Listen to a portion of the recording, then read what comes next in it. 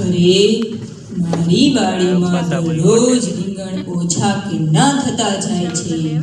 મને લાગે છે કે જરૂર કોઈ ચોર હોવો જોઈએ. તેને પકડવો તો પડશે જ. આજે સાંજે હું ઝાડ પાછળ સંતાઈને ઊભો રહી જઈશ અને પછી બરાબર તપાસ કરીશ કે કોણ રીંગણ ચોરી જાય છે.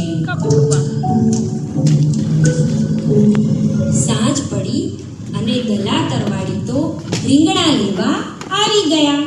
તેણે તો દરરોજની જેમ બોલવાનું શરૂ કર્યું. વાડી રે વાડી. અને પછી વાડીને બદલે પોતે જ બોલ્યો.